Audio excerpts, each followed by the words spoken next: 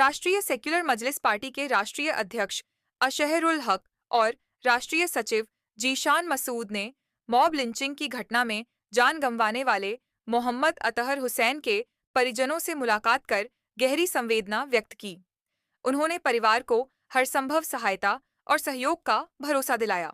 इस अवसर पर राष्ट्रीय सचिव जीशान मसूद ने कहा कि नवादा जिले के भट्टा पर गांव में हुई मॉब लिंचिंग की घटना अत्यंत दुर्भाग्यपूर्ण है।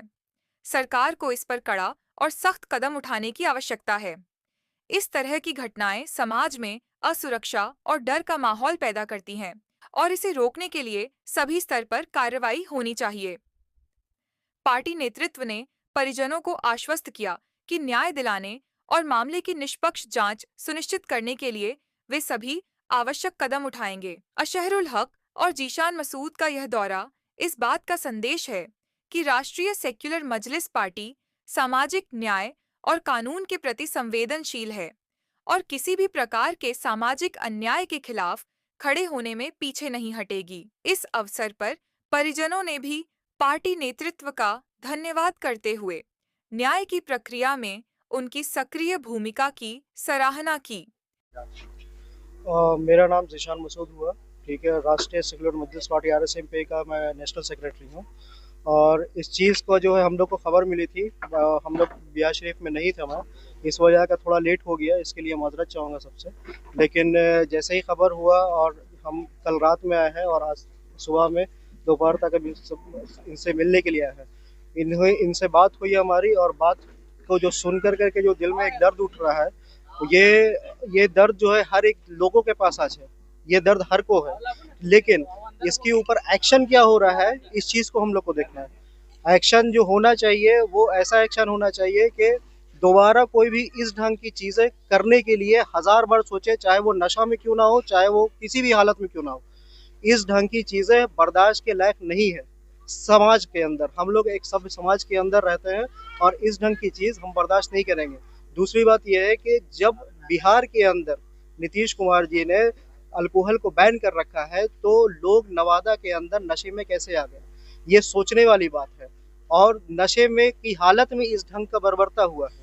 और दूसरी बात यह है कि नवादा के अंदर आपका एक गरीब आदमी अगर गलती से किसी से एड्रेस पूछ लेता है या कुछ कर लेता है, तो क्या उसको इस ढंग से पेश आया जाएगा।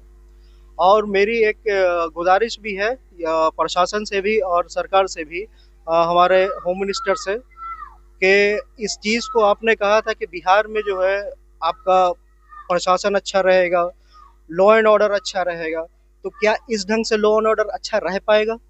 अगर इस चीज़ को लोग हिंदू मुसलमान में लेके अगर आ जाते हैं, तो क्या लॉ एंड ऑर्डर संभल पाएगा? यहाँ पर नहीं संभल पाएगा। ये तो हम सब की लोगों की शराफत है कि इस चीज़ों को हमने हिंदू मुसलमान नहीं किया है, जो कि हो सकता था। लेकिन इसमें एक जो ह्यूमैनिटी है इंसान की, उससे परे एकदम चीज़ हुई है। ये जानवर की तरह काम हुआ है अतहर हुसैन के मकान पे। और आप देख सकते हैं कि पूरे बिहार के कई ज़िलों से लोग आ रहे हैं यहाँ पे। इस मॉब लिंचिंग की घटना पे पूरे बिहार ही नहीं, पूरे देश भर में इस तरह का मैसेज चला गया है।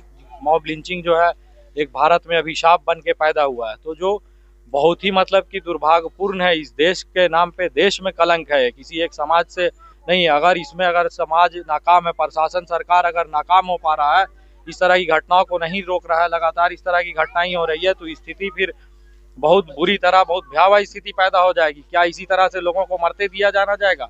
तो सम्राट चौधरी जी बिहार में गृह मंत्री हैं, उन्होंने कहा भी था, तो आप लगाम लगाइए और सुनिश्चित करिए कि जो दोषी धराए हैं उन पे फास्ट ट्रायल हो और जल्द से जल्द इस तरह की बर्बरतापूर्ण इंसानियत के खिलाफ काम करने वाले लोगों को फांसी दिया जाए और एक सबक बनाया जाए कि आइंदा इस तरह की घटना करने की कोई जरूरत, हिमाकत या हिम्मत नहीं करे, सोच भी नहीं सके।